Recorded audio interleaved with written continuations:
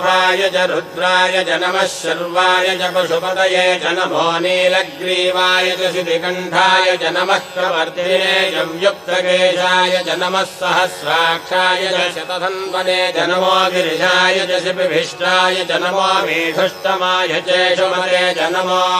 ह्रस्वाय च वामनाय च नमो बृहते च वर्षीयसे च नमो वृद्धाय च संवृद्धने च नमो अग्र्याय च प्रथमाय च नमः जिराय च नमः शीघ्रियाय च शीघ्राय च नमः ऊन्याय च वस्वन्याय च नमः स्रोतस्याय च दीप्याय च नमो ज्येष्ठाय च कनिष्ठाय च नमः पूर्वजाय च परजाय च नमो मध्यमाय च पगल्भाय च नमो जघन्याय च बुद्धियाय च नमः श्रोभ्याय च प्रतिशल्याय च नमो याम्याय च क्षेम्याय च नमो उर्वर्याय च खल्याय